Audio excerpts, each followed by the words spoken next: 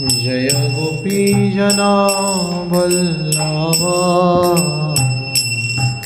जय गिरिवरधारी।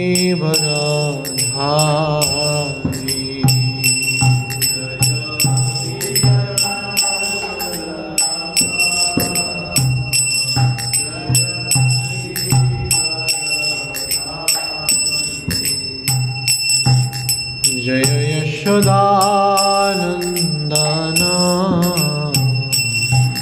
जय व्रजजनारञ्जन।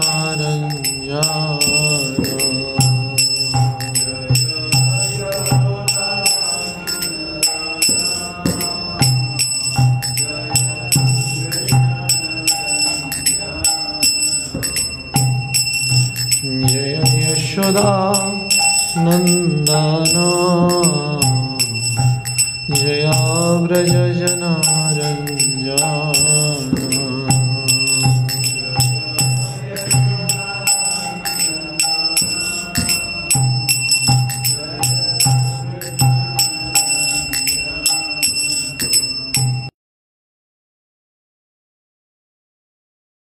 वनचारी जय कुंज विहारी।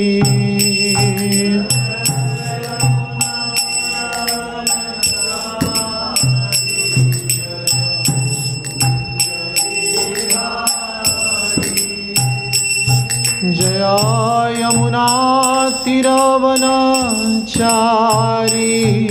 जय कुंज विहारी।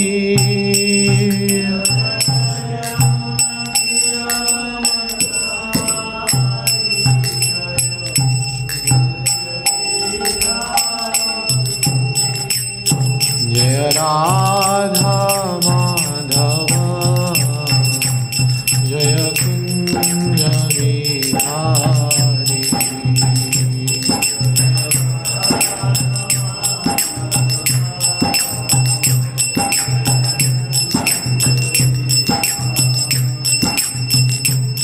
जय गोपीजना वल्लभा जय गिरिवरधारी।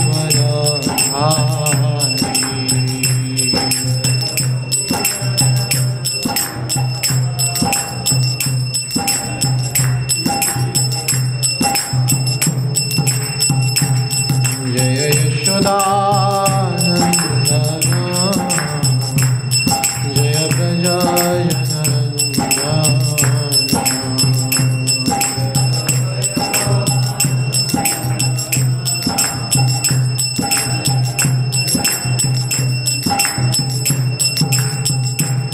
जय यमुना तीरवनचारी जय कुंज विहारी।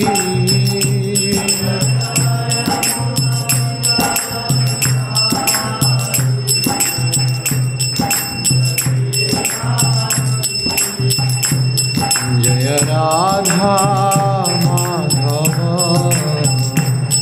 जय कुंज विहारी।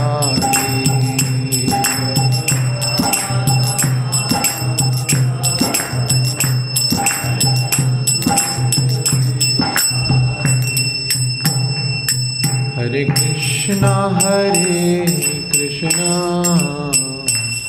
कृष्ण कृष्ण हरे हरे हरे राम राम राम हरे हरे। हरे कृष्ण हरे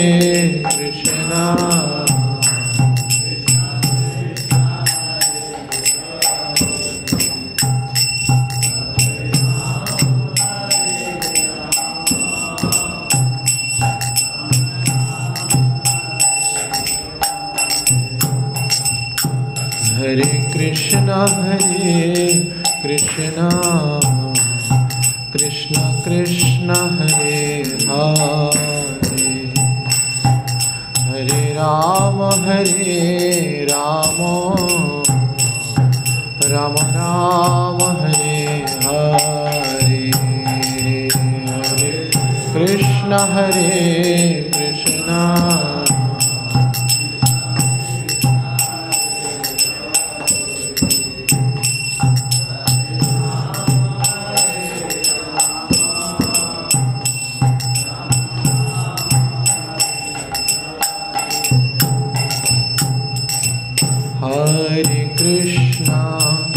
Hare Krishna Krishna Krishna Hare Hare Hare Rama Rama Rama Hare Hare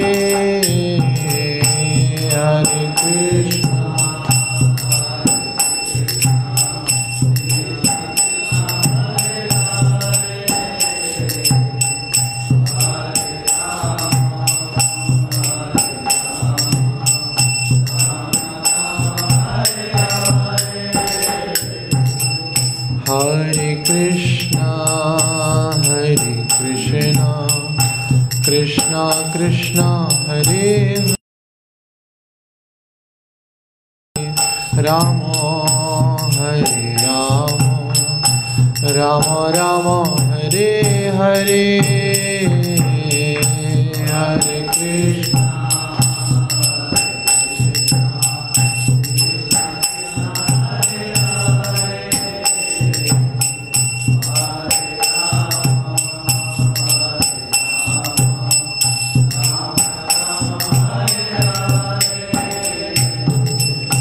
Hare Krishna Hare Krishna Krishna Krishna Hare Hare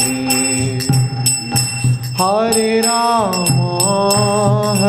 Rama Rama Rama Hare Hare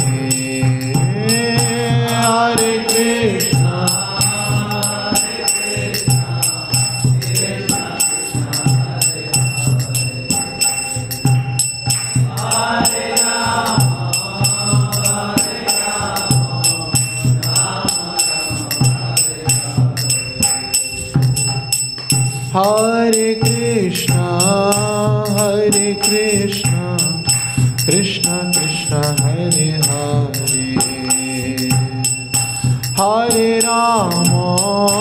Hare Rama Rama Rama Hare Hare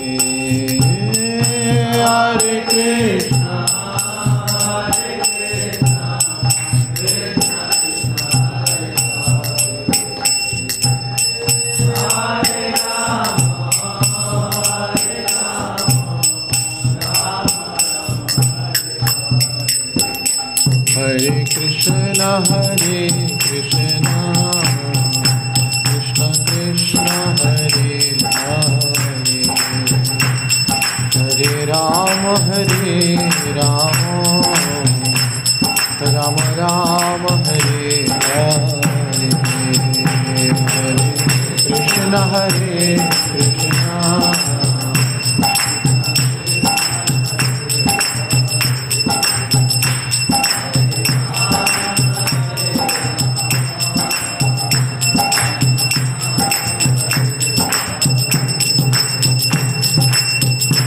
Hare Krishna Hare Krishna Krishna Krishna Hare Hare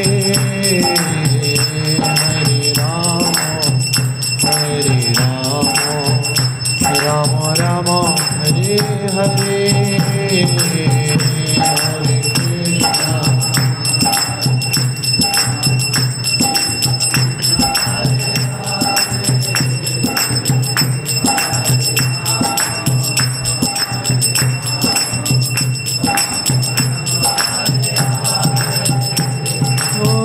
Hare Krishna Hare Krishna Krishna Krishna Hare Hare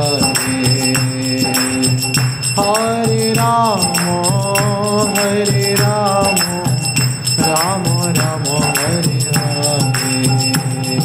Hare Hare Krishna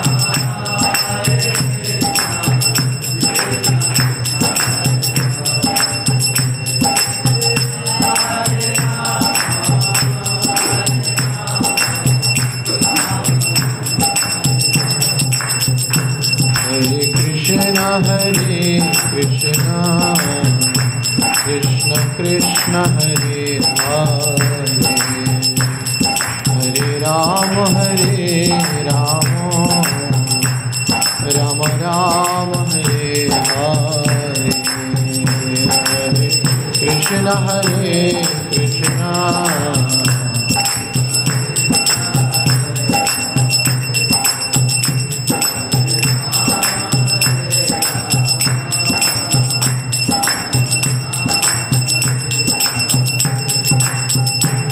जय राधा माधव राधा माधव राधा माधव जय राधा माधव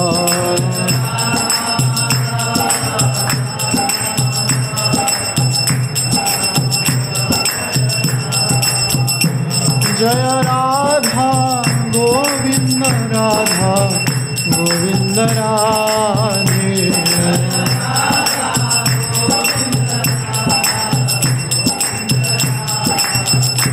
जय जगन्नाथ जगन्नाथ बलदेवा जय सुभद्रा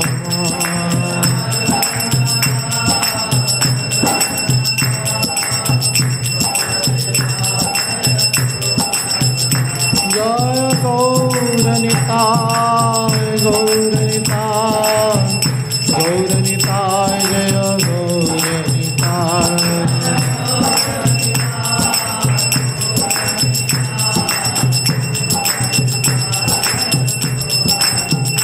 जय जय प्रभुपाद प्रभुपाद प्रभुपाद प्रभुपाद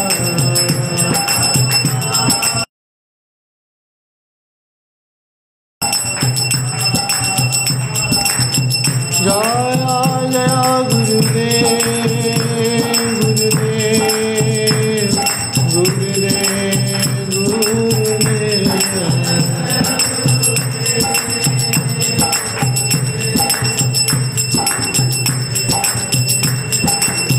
निताय गौर हरि बोल हरि बोल हरि बोल हरि बोल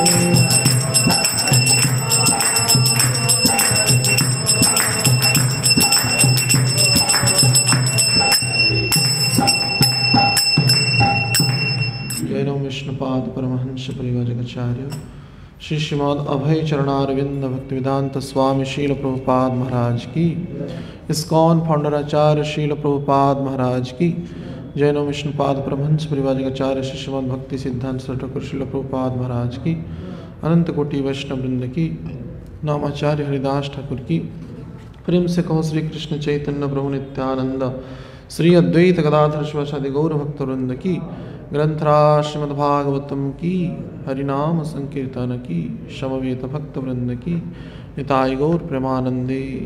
all glories to same devotees, all glories to same devotees, all glories to same devotees, all glories to Shri Guru Gauranga शील प्रभुपाद। ओम ज्ञानतिमिरान्धस्य ज्ञानञ्जनशलाकया चक्षुर्मिलितं येन तस्मै श्रीगुरवे नमः। नमो विष्णुपादाय कृष्णपृष्ठाय भूतले श्रीमते भक्तिवेदान्त स्वामीति नामिने। नमस्ते सारस्वती देवे गौरवाणी प्रचारिणे निर्विशेषशून्यवादी पाश्चात्यदेशतारिणे। श्रीचैतन्यमनोभीष्टं स्थापितं येन भूतले स्वयं रूपं कदा मह्यं ददाति स्वपदान्तिकं।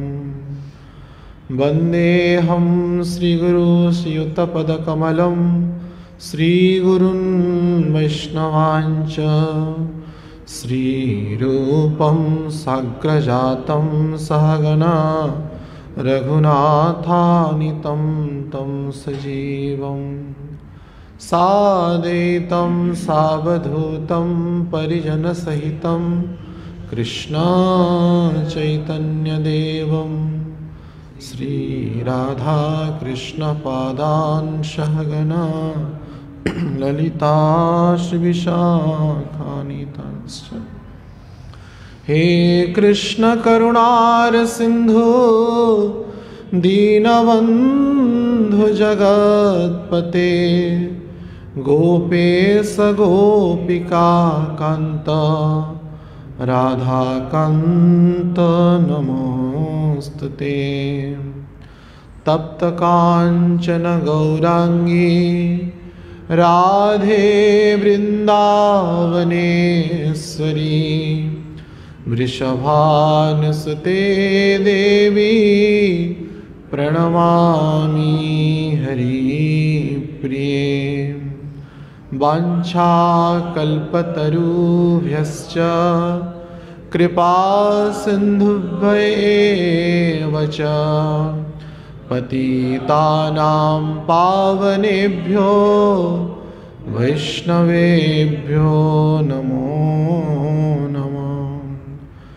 नमो महावदानाय कृष्णा प्रेम प्रदायते कृष्णाय कृष्ण चैतन्य नाम्ने गौरतिशे नमः। जय श्री कृष्ण चैतन्य प्रभु नित्यानंद श्री अद्वैत गदाधर श्रीवासादि श्री गौरभक्त वृंद। हरे कृष्णा कृष्णा कृष्णा हरे हरे हरे राम राम राम हरे हरे। मुखं करोति वाचालं पंगुं लंघयते गिरि यत्कृपातमहं वन्दे श्रीगुरो दीनतारिणं परमानन्दमाधवम्। ॐ नमो भगवते वासुदेवाय।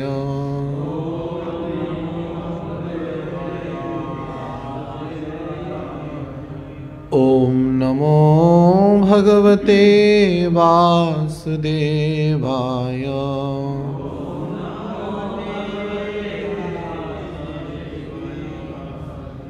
ॐ नमो भगवते वासुदेवाय।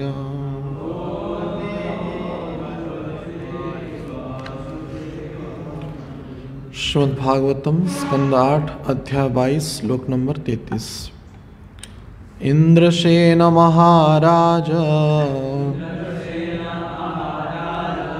याहि भो भद्रमस्तुते सूतलं स्वर्गवी पार्थ ज्ञातिभिः परिवारितः। इंद्रसेन महाराज याहि भो भद्रमस्तुते सूतलं स्वर्गभिः पार्थ्य ज्ञातिभिः परिवारितः। इंद्रसेन महाराज याहि भो भद्रमस्तुते सूतलं स्वर्गभिः पार्थ्य ज्ञातिभिः परिवारितः।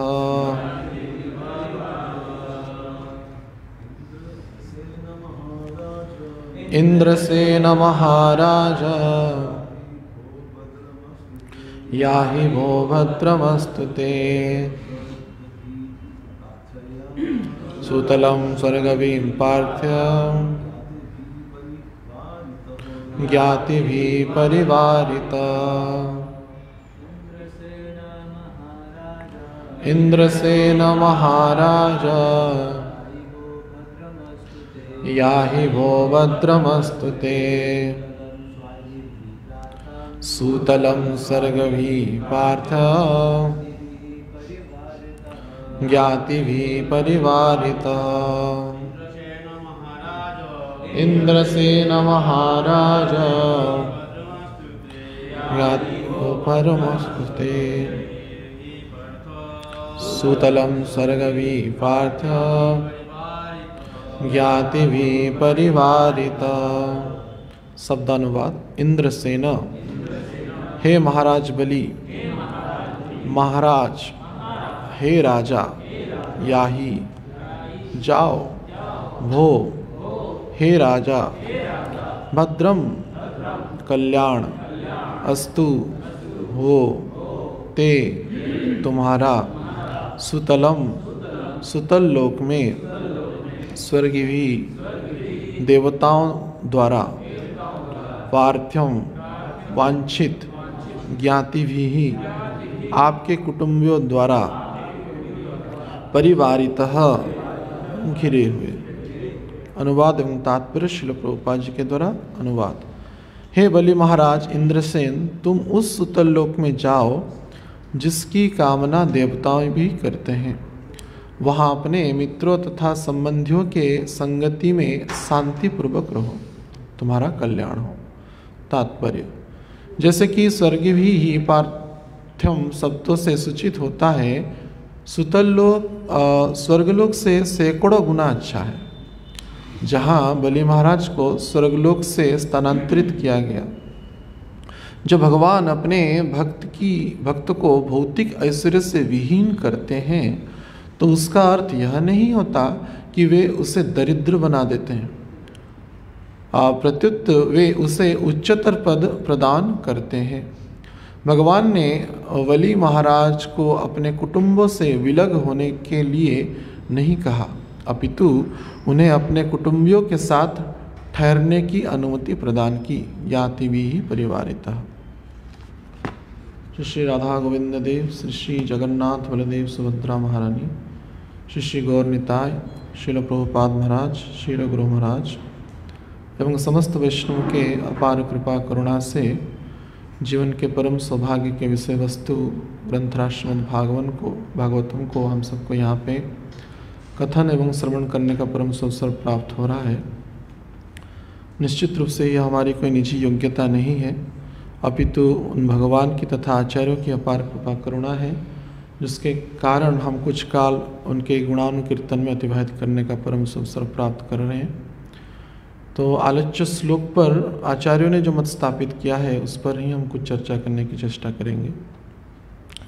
तो यह अध्याय बलि महाराज द्वारा आत्मसमर्पण शीर्षक अध्याय के नाम से अभिभूत है। और इस क्रम में जो बलि महाराज जो आत्मसमर्पण किए, तदुपरांत इस श्लोक से भगवान ब्रह्मा, पूर्व श्लोक में ब्रह्मा जी को बोल रहे थे, तो यहाँ पे बलि महाराज जी को डायरेक्ट बोल रहे हैं। जैसे कि टीकाकारों ने यहाँ पे वर्णना किया है, श्रीधर स्वामी चक्रवर्ती पाद आदि, कि यहाँ पे डायरेक्ट संबोधन बलि महाराज जी को ही कर रहे हैं, हे बलि महाराज। और यहाँ पे शब्द भगवान लगा रहे हैं इंद्रसेन। महाराज बलि को इंद्रसेन शब्द से अभिभूत कर रहे हैं। तो वास्तविक भगवान की निरूपित व्यवस्था के अनुसार आगे जो मन्वंतर आएगा, सावर्णी मन्वंतर, उसमें बलि महाराज इंद्र बनेंगे। और अभी जो इंद्र है पुरंदर, वो उनकी कार्यकाल समाप्त हो जाएगी। तो पहले से ही भगवान शब्द इंद्रसेन शब्द उच्चारण कर रहे हैं।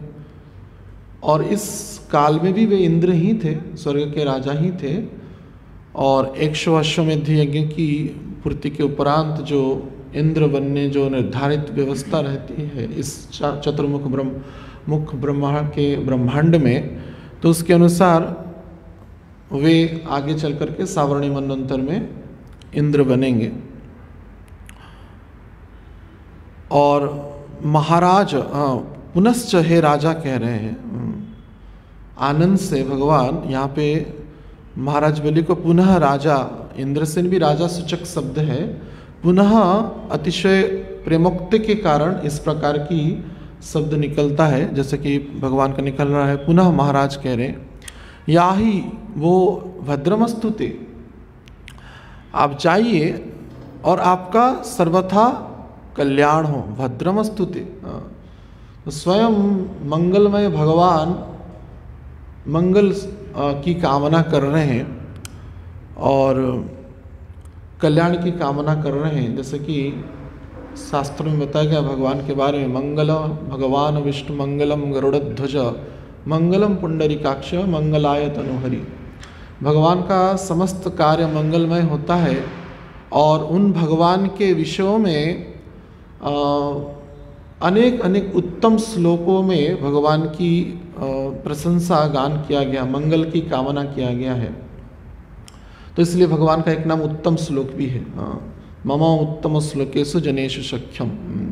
भगवान का एक नाम उत्तम श्लोक भी है, क्योंकि अनेक कल्याणमयी मंगलकारी श्लोकों के द्वारा, ऋचाओं के द्वारा भगवान की प्रशंसा किया गया है वेदों में, पुराणों में, शास्त्रों में।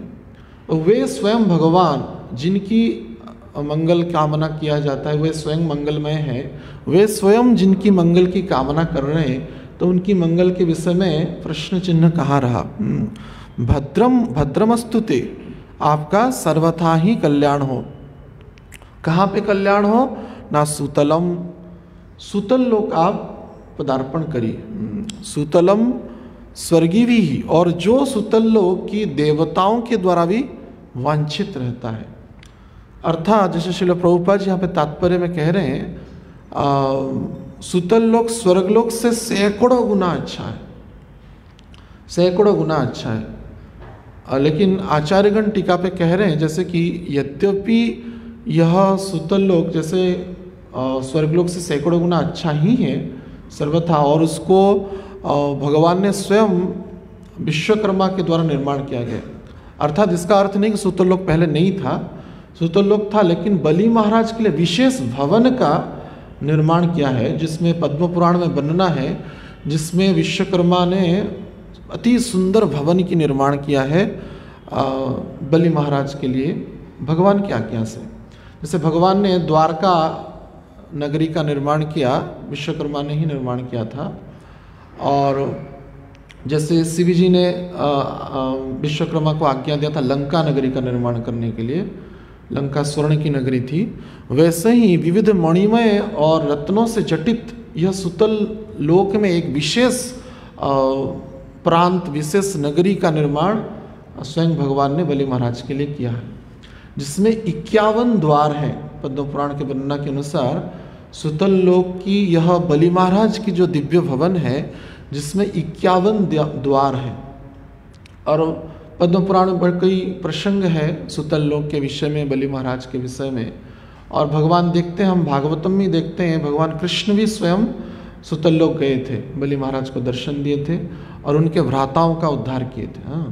और कई शत्रु भी आक्रमण किए, जैसे कि आगे के श्लोक में वर्णना करेंगे भगवान, मैं तुम्हारी स्वयं रक्षा करूंगा। और भगवान 51 के 51 द्वार में उपस्थित रहते हुए बलि महाराज जी की सुरक्षा करते हैं। वो वहाँ पे सिक्योरिटी गार्ड जैसा ही है, जैसे होता है ना, जैसे कोई भवन की रक्षा सुरक्षा कर्मियों के हाथ में रहता है। तो भगवान इतने दयालु हैं कि अपने भक्त बलि के लिए वे सुरक्षा कर्मी का कार्य करते हैं। और ऐसा भी वर्णना है एक प्रसंग में पद्म पुराण में कि लक्ष्मी जी सर्वथा भगवान को सुलभ नहीं हो पाती। बलि महाराज के पास इतना 51 द्वार में 51 स्वरूप में भगवान बलि महाराज जी के सहित सत्संग करते हैं, दर्शन देते हैं, शंख चक्र गदा पद्म धारण करते हुए वे उनकी भवन की सुरक्षा करते हैं तथा प्रत्येक समय उनको सत्संग देते हैं। तो लक्ष्मी जी एक बार कामना की कि मुझे तो कुछ समय दे दो, मेरे लिए भी कुछ समय दे दो। तो बलि महाराज जी को भ्राता संबोधित की और तदुपरांत भिक्षा में, भ्राता को भिक्षा में एक द्वार के लिए वो मांग ली। तो अभी के लिए 51 द्वार में 50 द्वार पर भगवान उपस्थित रहते हैं। एक द्वार में एकांत रहता है जिसमें अन्य कोई नहीं रहता है, और भगवान लक्ष्मी नारायण वहाँ पे उपस्थित रहते हैं। तो भगवान इतने दयालु है कि अपने भक्त बलि के लिए इतनी कृपालु है। कई ऐसे प्रसंग वर्णना है। रावण भी एक बार आक्रमण किया था सुतल लोक को, तो भगवान एक लात मारे रावण को तो जाकर के लंका में गिरा। तो सर्वथा ही वे सुरक्षा करते हैं बलि महाराज जी को उपेंद्र स्वरूप में, जो वामन देव हैं, अदिति पुत्र वामन देव।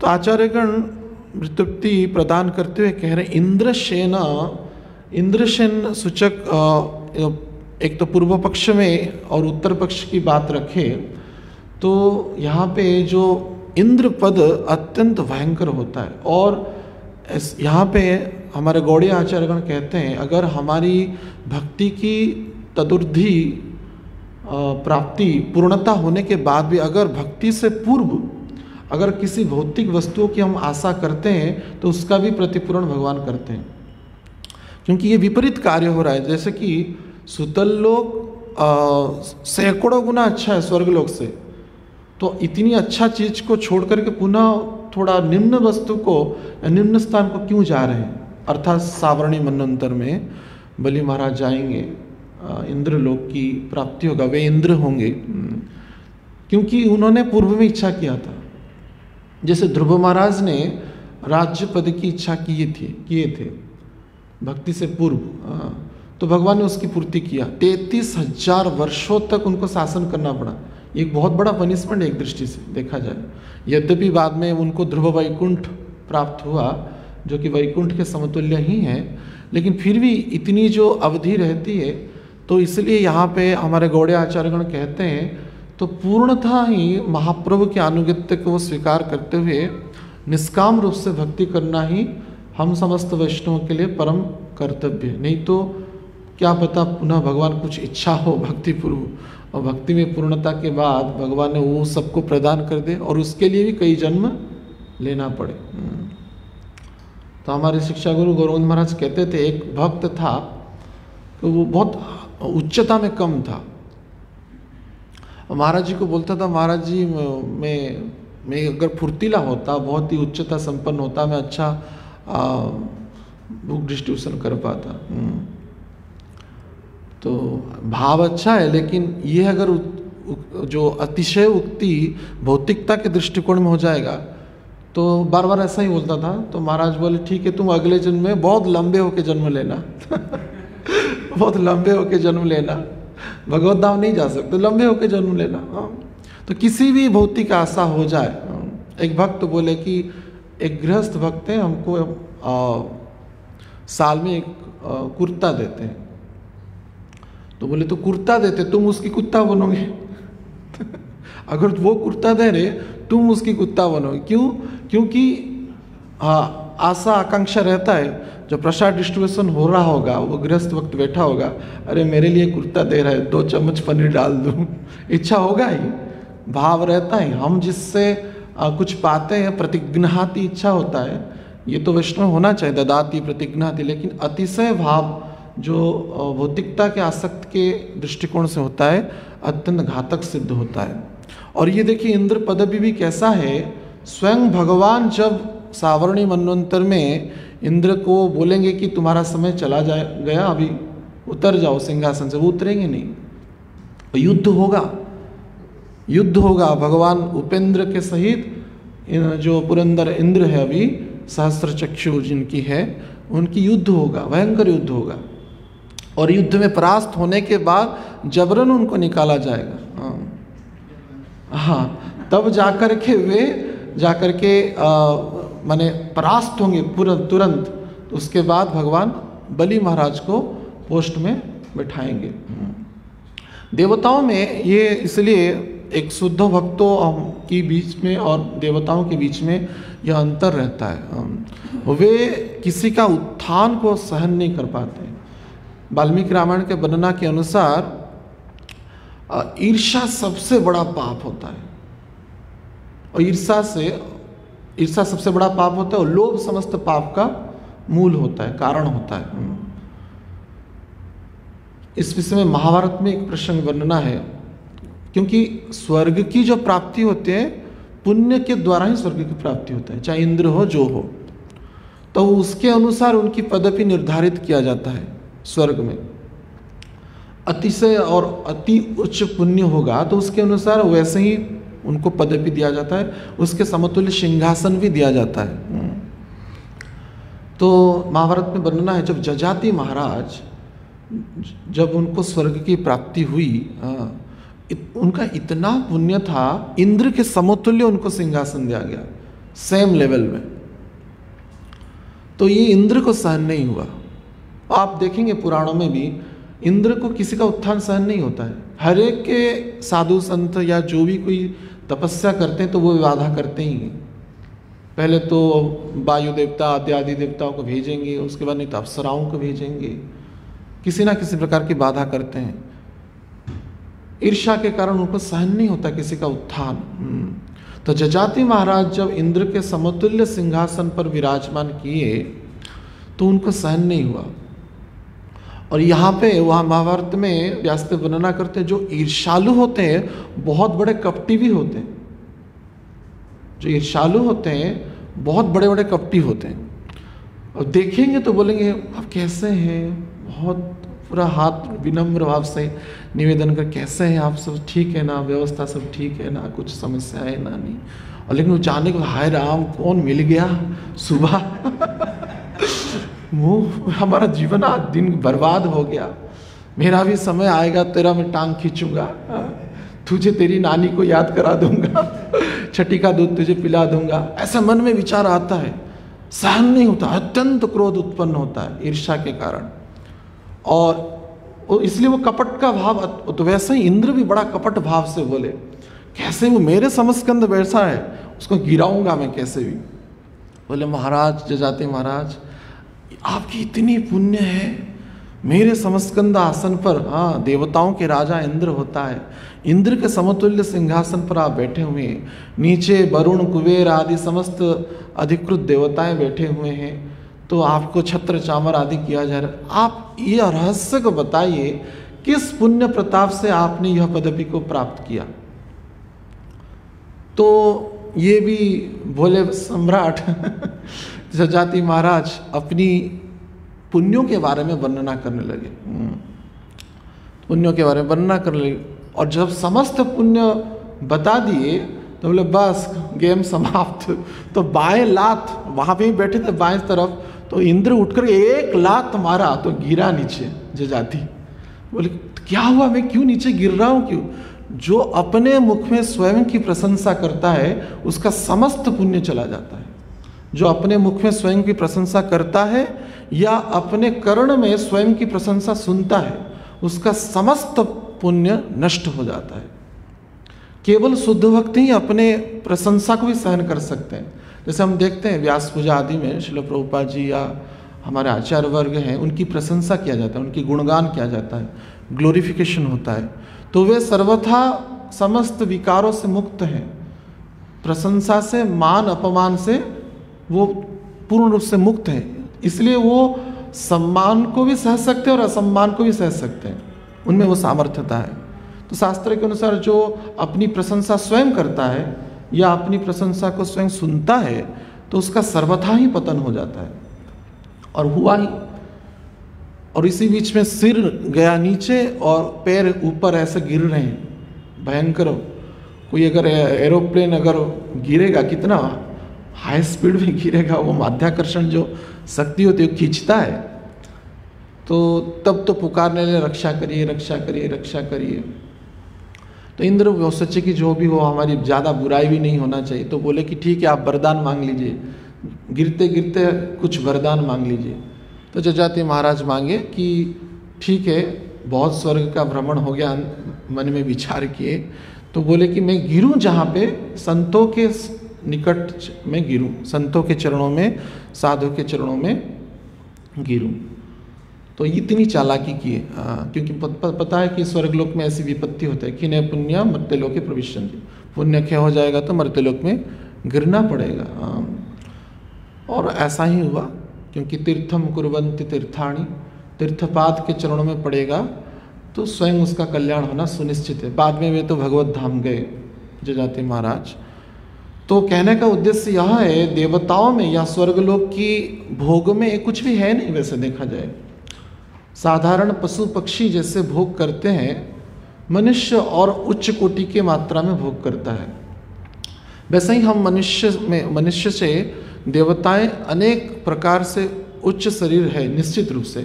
जैसे हमारा भी शरीर पंचभौतिक शरीर है, खीप आप तेज मृत व्योम, तो जिसमें जल की मात्रा और मूत्रिका की माने जो मिट्टी की मात्रा ज़्यादा है, उनमें भी है लेकिन बहुत ही कम संख्या में। और उनमें अग्नि, व्योम और जो और क्या रहा, अग्नि, व्योम और वायु, इसकी मात्रा ज़्यादा रहता है, इसलिए वो उड़ सकते हैं। उनकी जब शरीर देहांत हो जाता है, उनका शरीर दिखता नहीं, बस अलंकार आभूषण गिर जाते हैं, शरीर अदृश्य हो जाता है, पंचतत्व में विलीन हो जाता है, क्योंकि ये सूक्ष्म तत्व उनमें ज़्यादा है।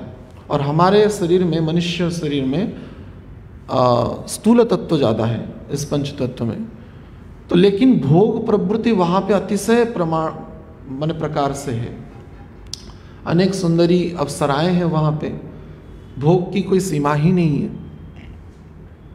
तो इसलिए स्वर्ग हमारा ध्येय नहीं है। हमारा आचार्यगण कहते हैं, जैसे कि व्यवहारिक जगत में देखते हैं स्वर्ग प्राप्ति बोलते हैं ना मृत्यु के बाद, हाँ, लेकिन हम वैष्णवों की यह आकांक्षा नहीं रहता। वैसे तो मुक्ति को भी कामना नहीं करते वैष्णव लोग।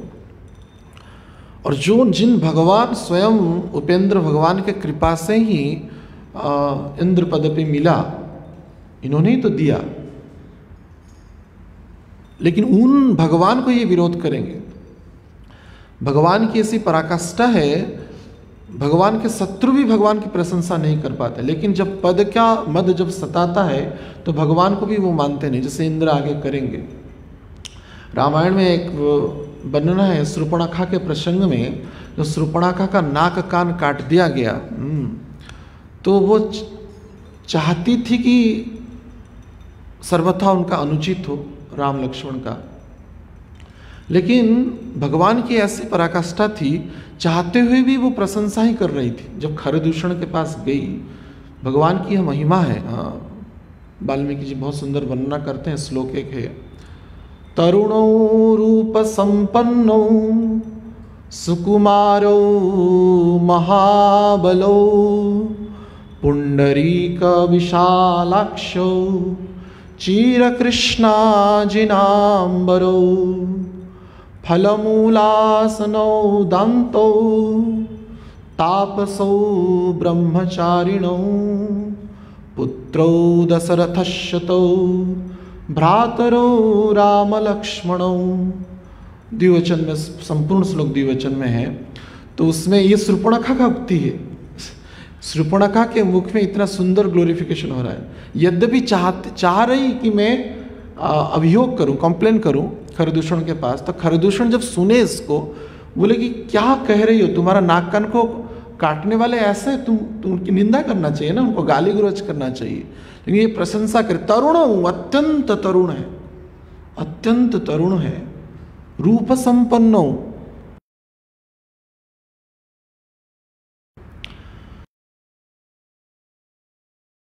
बोलो अत्यंत सुकुमार है, अत्यंत बलशाली है, और फलमूलासिनो दांतो तापसो ब्रह्मचारिणो, ये क्या खाते हैं, इतने इनकी सामर्थ्य और पुंडरीक विशालाक्षो, कर्ण पर्यंत खींचा हुआ आँख है, विशाल चक्षु है, कमल नयन है, चीर कृष्णा जी नाम। और इतने सब क्वालिफिकेशन होने के बाद भी राजकीय छाट पे नहीं है, वे बक्कल पहने हुए, वृक्षों के बक्कल पहने, चीर कृष्णा जी नाम बरो। और क्या खाते हैं ना, फलमूला से नौ दांतो, फलमूल का आहार करते हैं, और तापसो ब्रह्मचारिणो, ब्रह्मचारी है। इतने सुंदरी स्त्री अर्थात सीता जी के निकट में होते भी शूर्पणखा स्वयं भगवान के बारे में ब्रह्मचारी शब्द उच्चारण कर रहे हैं, तापसो ब्रह्मचारिणो, और कौन है ना, पुत्रो दशरथस्य तो भ्रातरो राम लक्ष्मणो, ये दशरथ जी के पुत्र हैं जिनका नाम राम लक्ष्मण है।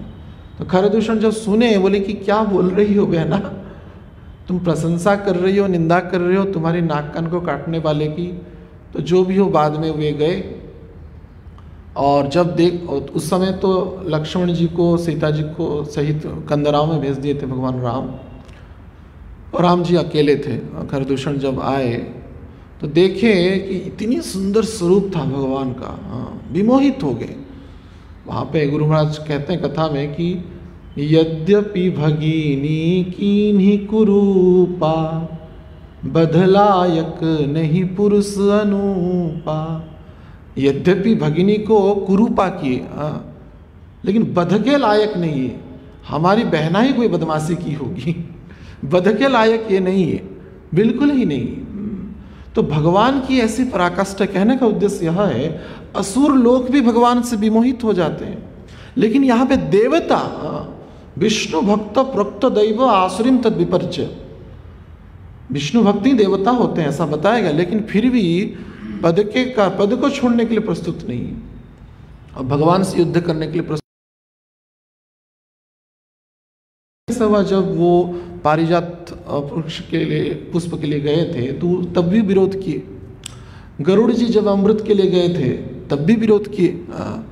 तो उनको अपनी जो अभिमानी व्यक्ति होते हैं, अपनी संपदा से एक कण को देना नहीं चाहते और अपनी प्रतिष्ठा के मान से स्वयं को कभी भी हटाना नहीं चाहते। तो यह देवलोक की इंद्रसेन महाराज, इंद्रलोक की अमरावती नगरी की दोष है, अवगुण है। तो इसलिए भक्त लोग सर्वथा ही उस इंद्रलोक की प्राप्ति से अपने आप को वंचित रखते हैं, बिल्कुल इच्छा नहीं करते। वे तो मुक्ति को भी प्रत्याख्यान कर देते हैं भक्त लोग। और वो जहाँ पे भी जाते हैं, क्योंकि भगवान के भक्त हैं, सर्वथा उनका मंगल ही होता है, इसलिए भगवान ने यहाँ पे कह दिया भद्रमस्तुते, तो उनका निश्चित रूप से भद्र होगा। तो यहाँ पे नौपी भद्रमस्तु, स्वयं बलि महाराज का सिर्फ भद्र नहीं होगा, अंतिम में क्या कह रहे हैं, ज्ञाति भी ही परिवारितः, आप अपने कुटुंबियों के सहित, परिवार के सहित जाइए। सहज नहीं, बलि महाराज ने आत्मसमर्पण किया और समस्त परिवारों को, कुटुंबों को इसका भी लाभ हो गया। एक भक्त जब किसी परिवार में जन्म होता है, जैसे प्रहलाद महाराज के प्रसंग में भगवान कह रहे हैं, त्रिशप्त पुरुषों का उद्धार हो जाता है, सभी का कल्याण ही होता है, इसमें कोई संशय नहीं। माता के कुल की 21 पीढ़ी, पिता के कुल की 21 पीढ़ी। अब व्यापक दृष्टि से तो कहा गया, जब शुद्ध भक्त आते हैं तो समस्त ब्रह्मांड का भी उद्धार कर लेते हैं। वासुदेव घोष आदि की ब्रह्मांड तारित शक्ति धरे जने, तो ब्रह्मांड को भी तारण कर, श्रील प्रभुपाद जी भी ब्रह्मांड को तारण ही किए, इसमें कोई संशय नहीं है। समस्त संसार को कृष्ण को दे दिए। महाप्रभु की जो सूत्र है, कृपा सूत्र को श्रील प्रभुपाद जी पूर्ण रूप से प्रदान कर दिए और अनंत काल तक ये उद्धार होते रहेंगे। तो या तारिता अयोध्या नामना भुवनत्रयो, भगवान स्वयं अपने अवतार काल में जो कार्य नहीं कर सकते हैं, उनके भक्त उनकी नाम के सूत्र से, उनकी भक्ति के महिमा के द्वारा, नामना भुवनत्रय, हरि नाम के द्वारा तीनों भुवनों को तारण कर लिए श्रील प्रभुपाद जी। तो यह भक्तों की महिमा है। तो उन जैसा भक्त जिस परिवार में जन्म होता है, उनके उद्धार के विषय में बिल्कुल भी संशय है नहीं। कुलम पवित्र जननी कृतार्थ, वो कुल पवित्र हो जाता है, उन जननी का जो गर्भ होता है कृतार्थ हो जाता है, वैकुंठ के समतुल्य हो जाता है। नृत्यंत यत् पुत्र पुरुषा, जो लोग मर गए हैं पूर्व में, वे भी नृत्य करते हैं। कोई वैष्णव पैदा होता है जिस गृह में, गुरु महाराज कथा में कहते हैं, जब साधक अपनी क्रमोन्नति करता है भक्ति में, तो भगवान का, तो जैसे महाप्रभु कहते, बंशी गानामृतो धामो लावण्यामृतो जन्मस्थानो, जेना सुने सेजे की श्रवण, कणा कोड़ी छिद्र समो जानह से श्रवण, तार जन्म गेलो कारण। अगर बंसी का स्वन नहीं सुनाई दे रहा है तब तक वो जीवन क्या है। और लावण्यामृतो जन्मस्थान, तो गुरु महाराज कहते ये तो सब बाद में सुनाई देगा। तो जब क्रमोन्नति होती है भक्ति की, तो एक शब्द उच्चारण होता है, जय हो जय हो जय हो। मानो ब्रजनंजन प्रभु माने क्रमोन्नति हो जाएगा तो उनके कान में सुनाई देगा। क्यों सुनाई देगा? क्योंकि उनके पितृपुरुष उद्धार होते जाएंगे। आपकी हरिनाम की मात्रा और जितनी क्वालिटी बढ़ेगा, भक्ति की मात्रा, निरपराध भजन जितना बढ़ेगा, उतना ही आपके पितृपुरुष, आपका उद्धार हो या ना हो, वे उद्धार होते चलते जाएंगे।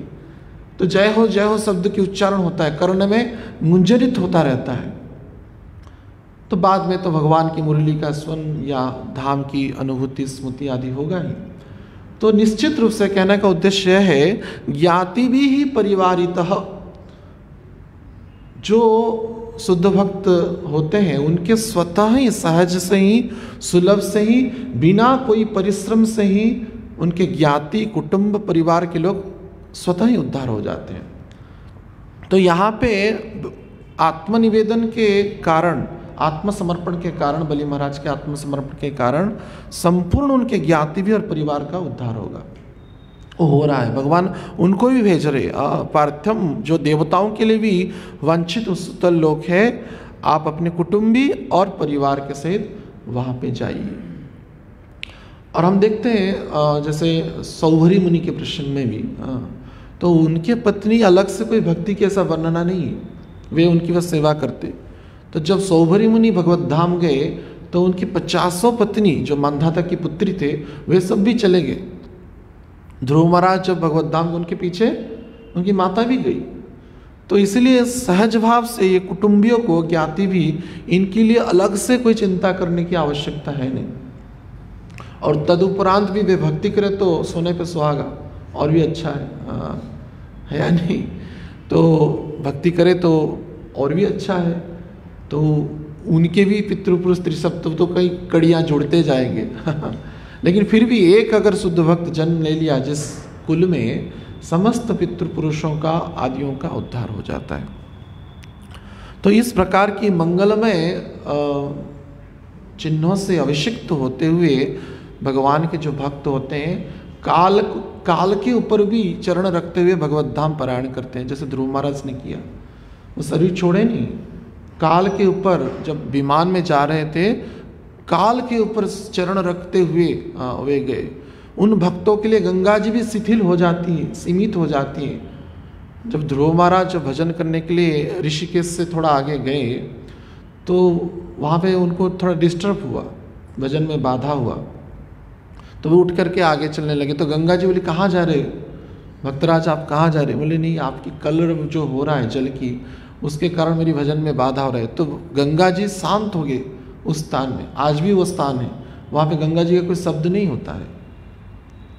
तो भक्तों की यह महिमा है, ब्रह्मांड तारित शक्ति धरे जने जने, संपूर्ण ब्रह्मांड को तारण कर सकते हैं। इसलिए तो स्वयं हनुमान जी कह रहे रामायण में, जो भगवान अपने अवतार काल में स्वयं नहीं कर पाते हैं, स्वयं वो अब उनके भक्त कर लेते हैं। श्री रामानुचार्य जब मेलकोटा में गए दर्शन करने के लिए, तो वहाँ पे हजारों सन्यासी ब्रह्मचारी, उनके शिष्य उनके पीछे पीछे आ रहे थे। उनको देख करके भगवान स्वयं आश्चर्यचकित हो गए। इस कलिकाल में कोई ऐसा भक्त बना सकता है, यह आश्चर्यचकित करने वाला दृश्य था। तो भगवान ने पुजारी को पूछा, जाकर के आचार्य पास से पूछिए कि ऐसा कैसे वो कर लिए। तो भगवान की आज्ञा से पुजारी जाकर के रामानुचार्य को पूछे। तो रामानुचार्य जी ने बोला कि जो जिज्ञासु होता है उसको सेवा करना चाहिए, नीचे बैठ करके पूछना चाहिए। वो भी विनोद किए। तो रामानुचार्य अर्थात लक्ष्मण जी ही हैं, तो वे विनोद किए। ऊपर सिंहासन में बैठ करके कौन पूछता है, नीचे बैठ के पूछना होता है। और उन्होंने ही नियम, आपने ही नियम बनाए, तद विधि प्रणिपातेन परिप्रश्नेन सेवया। सेवा करना पड़ेगा, प्रश्न तभी जाके पूछा जाता है आचार्यों को। तो ऐसा ही, तो भगवान बोले ठीक है वैसा ही करेंगे आचार्य अगर ऐसा कह रहे हैं। तो रामानुचार्य के लिए उच्च सिंहासन बैठाया गया और निम्न नीचे एक सिंहासन भगवान के लिए बैठाया गया। तो भगवान स्वयं बैठे वहाँ पे और बोले अब तो बता दीजिए क्या रहस्य है, इतने भक्त कैसे बना लिए। तो रामानुचार्य बोलते ये गुप्त बात है, सबके सामने नहीं बोलना चाहिए, आप अपना कान लाइए। तो भगवान ने अपना दक्षिण कर्ण रामानुचार्य के मुख में स्थापित किया और ये अपना उत्तरीय को ओढ़ लिए। उत्तरीय को ओढ़ के बोले ओम नमो नारायणाय, यही उत्तर है। आपका नाम ही इस भक्त बनाने में, समस्त भक्त समाज बनाने में समर्थ है। आपने अपने अवतार काल में जो खुद नहीं कर पाए, आपके नाम ने कर लिया। नाम नाम भुवनत्रय। तो यह भक्तों की महिमा है, बलि महाराज आदि महाजनों की महिमा है कि भगवान जो कार्य नहीं कर पाते हैं वो भक्त कर लेते हैं। ऐसा कब कौन सा सुना गया कि भक्त 50 स्वरूप में भगवान की सेवा कर रहा है? देखिए, लेकिन स्वयं भगवान 50 स्वरूप में बलि महाराज जी की सुरक्षा कर रहे हैं, उनसे सत्संग माने उनसे वार्तालाप कर रहे हैं, उनको कृपा प्रदान कर रहे हैं। तो भक्त की महिमा ज़्यादा हो गया ना। तो ये भागवतम में देखिए भक्तों की ही प्राधान्यता है इसमें। भगवान की लीला भी भक्त के बिना असंभव है। क्यों ये इतने महान है? सर्वथा वो समस्त दोषों से अवगुणों से वो तिरोहित होते हैं और केवल ही केवल आत्मसमर्पण के कारण वे पूर्ण रूप से आनंदित रहते हैं। जैसे भक्ति विनोद ठाकुर बोले आत्मसमर्पण तो या पदे करी होइनु परम सुखी दुख दूर गेला चिंता न रहिला चौदिगे आनंद देखी। आत्मसमर्पित जो भक्त होते हैं उनको कोई दुख नहीं है, जहाँ पे भी रहे आनंदित रहते हैं। हाँ, जैसे पांडव लोग थे वो राजमहल में तब भी थे आनंदित थे, वनवास में थे तब भी आनंदित थे, कोई उनकी। और जब समय आया तो तुरंत ही राज्य को छोड़ दिए। भगवान ने भी इस प्रसंग में देख नवम स्कंद में वर्णना त्यक्ता सुजक्त सब छोड़ दिए। गुरुवार थे त्यक्त राजम, गुरु की आज्ञा से, पिता की आज्ञा से त्यक्त राज पूर्ण रूप से त्याग दिए। इंद्र छोड़ेंगे नहीं, लेकिन भगवान या भगवान के जो भक्त होते हैं तुरंत छोड़ देते हैं। युधिष्ठिर महाराज कोई बोलना नहीं पड़ा, ऐसा नहीं कोई इष्ट गोष्ठी बुलाए मैं पोस्ट पोजिशन छोड़ने वाला नहीं। जब सुने भगवान चले गए तब तुरंत ही ना भीम को बताया ना अर्जुन को बताया, किसी को बताया नहीं, वानप्रस्थी लेकर के तुरंत हिमालय की ओर चले। और ये भ्राताएं लोग भी इतने अनुगत्य थे, वो देखिए भाई जा रहे तो वे भी पीछे पीछे चल पड़े, कोई अलग से मीटिंग नहीं हुआ था। हम अगर कहाँ जाते हैं यात्रा में तो और परित्याग करने की बात है कोई स्थान, तो पूरा ही हल्ला हो जाता है। और ये ससागर सम्राट माने अधिपति थे युधिष्ठिर महाराज, तुरंत छोड़ दिए। गुरुवार थे त्यक्त राज्य, तुरंत ही छोड़ दिए। तो ये भक्तों की महिमा है, सर्वथा भौतिक दोषों से अवगुणों से पूर्ण रूप से मुक्त रहते हैं और भगवान के चरणों में आत्मसमर्पण के कारण उनको कोई दुख नहीं रहता है। दुख दूर गेला चिंता न रहिला, उनमें कोई चिंता नहीं रहता है। क्यों? चौदी के आनंद देखे, सर्वत्र उनको आनंद ही आनंद है, चाहे सुतल लोक में हो चाहे आगे चल करके इंद्रलोक में भी क्यों ना हो। तो इस प्रकार के अद्भुत महिमाओं से मंडित यह श्लोक वर्णना कर रहा है। तो यहाँ पे हम विराम करेंगे, समय हो गया। तो प्रश्न या कोई टिप्पणी देना है तो दे सकते हैं।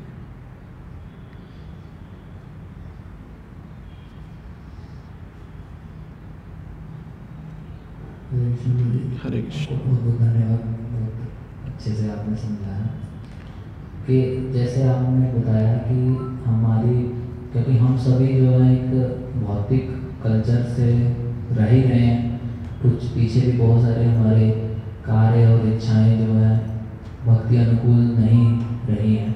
अभी हम भक्ति में आए हैं तो तंग तो होते ही हैं, परेशानियां होती हैं। तो इस हिसाब से फिर हमें मतलब क्या है कि इस हिसाब से जैसे आपने बताया कि कोई भी इच्छा रहेगी तो लेना ही पड़ेगा, जन्म लेने ही पड़ेंगे। और सही प्रोसेस भी पालन नहीं हो पाता है कई बार पीछे की इच्छाओं से। तो इसको कैसे हम सही करें, कैसे अपने को आगे क्योंकि पीछे अगर इच्छाएं कोई छोड़ भी रहे हैं कि वो सब चीज़ें नहीं करनी, विचार आ जा रहे हैं, विचार कहीं पर प्रॉब्लम ना क्रिएट कर दें, तो किस प्रकार से रास्ता साफ करेंगे? हमारे श्रील प्रभुपाद जी एक परम शिष्य हुए भक्ति तीर्थ महाराज, उन्होंने एक लास्ट में एक माने ऑफरिंग दिया प्रभुपाद जी को। उसका शीर्षक है I will must meet Srila Prabhupada. बहुत ही सुंदर पंक्ति है, भक्तों को पढ़ना चाहिए। उसमें कई सारे अपनी जो जैसे ना हम अपना ऑफिस वो लिखते हैं, I have distributed so many books, next मैंने मेरी मृत्यु आज हो रही है, तो कैंसर पेशेंट थे, कल मैं प्रभुपाद जी से I will must meet Srila Prabhupada. उसके उत्तर में देन प्रभुपाद जी का उत्तर आता है, वो इनकी बड़ी आध्यात्मिक कल्पना है।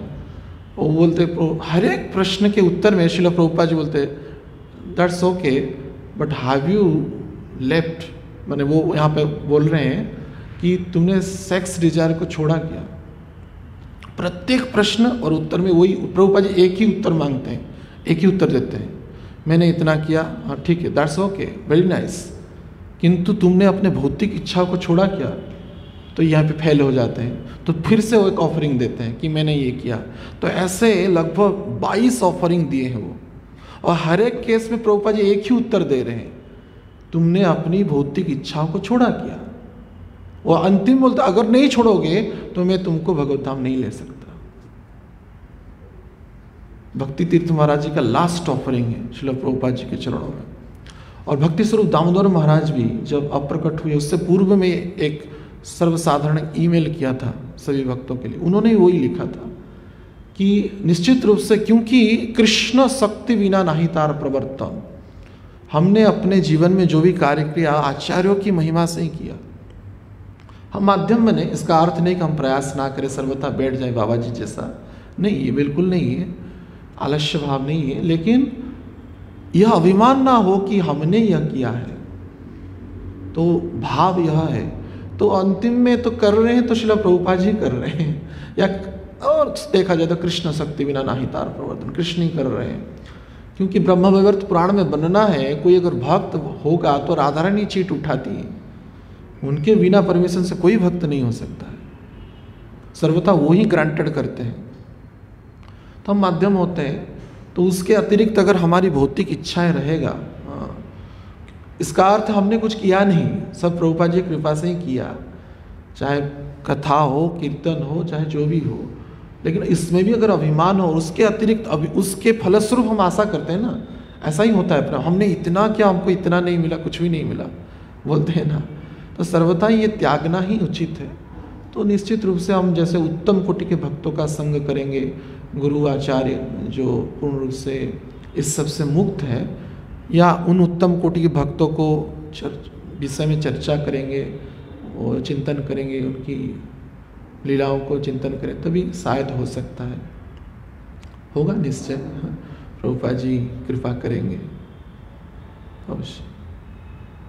लेकिन प्रयास करना चाहिए, ऐसा नहीं कि बस जीवन चलता जाए और हमारी क्रमोन्नति ना हो। हम विचार करते हैं चेतो दर्पण मार्जन, से बोलना तो नहीं है, गौरव महाराज के जस्ट लाइक पैरोट, मिट्टू मिट्टू बोलना, बस चेतो दर्पण मार्जन बोलने से नहीं होगा, उसकी वास्तविक हम देखना चाहिए कि हम कितना चित्त रूपक दर्पण को मार्जन कर सकते हैं।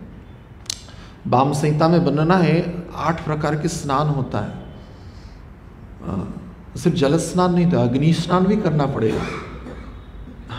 तो ऐसे इस स्नानों से हमको मार्जन करना होगा। स्नान की अनेक विधि होता है, मन से स्नान करना पड़ेगा, बुद्धि से स्नान करना पड़ेगा, अहंकार से स्नान करना पड़ेगा, तो तभी जाके धीरे धीरे मार्जित हो। क्योंकि होता है ना, जैसे उलेन चीज को साफ करने के लिए अलग वस्तु होती है, या कुछ तेल हल्दी लग गया तो उसको साफ करने के लिए अलग वस्तु होता है, हर एक को साफ करने के अलग वस्तु नहीं होता है।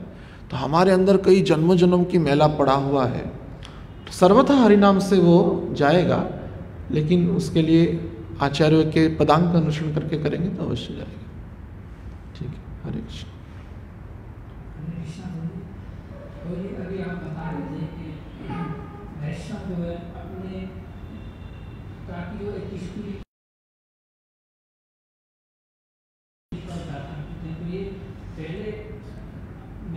ये सुना है कि मतलब पिता की 21 पीढ़ियों का सुना है, लेकिन माता की भी 21 पीढ़ियों को धारण कर देते हैं वैष्णव। हाँ, वो तो त्रिशब्द पुरुष माने पूर्व उत्तर दोनों तरफ, माने का में वर्णना किया है, डायरेक्ट लिखा है त्रिशब्द। मूल श्लोक में भी पितृपक्ष नहीं आया है। तो एक व्यक्ति का जन्म तो सिर्फ माता के पिता के बल से नहीं होता है ना, तो माता का भी बहुत ही उच्च भाव है और उसके कारण ही वो जन्म हुआ है, तो इसलिए माता के पक्षों का भी हो जाता है। त्रिशब्द पुरुष उद्धार तो सप्तम स्कंद भागवत में है, लेकिन जो दोनों पक्ष को इसमें आचार्यों ने टीकाओं में अच्छे से समझाया है डिटेल में। ठीक है, और किसका है नहीं ना? अच्छा,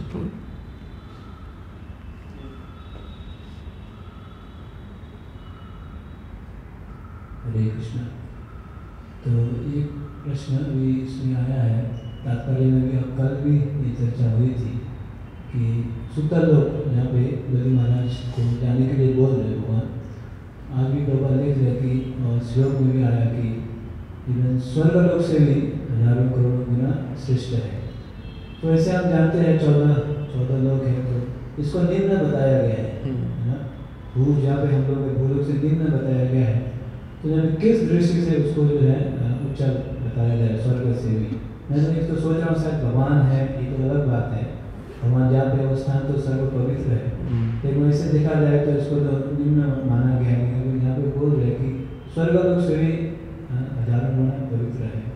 तो इसका इसके ऊपर कुछ वास्तविक जैसे मैं पद्म पुराण में पढ़ा, जिसमें सूतर लोक के बारे में वर्णन है पद्म पुराण में, कुछ डिटेल कुछ अध्याय में बलि महाराज के प्रसंग वर्णना है।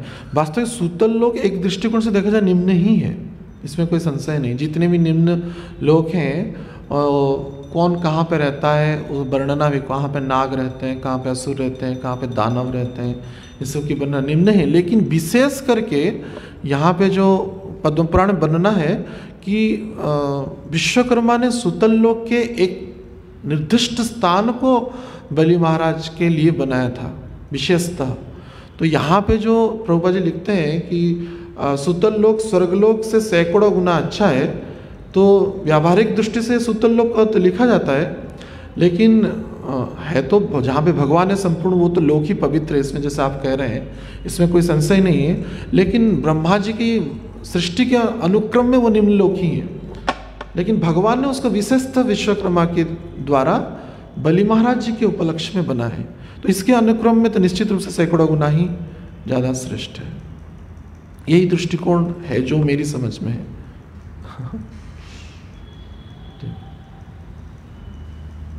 हो गया ना? ठीक है। ग्रंथराज श्रीमद् भागवतम की, श्रील प्रभुपाद श्रील गुरु महाराज की, समवेत भक्त वृंद की, निताय गौर प्रेमानंदे। श्री गुरु महाराज की जय।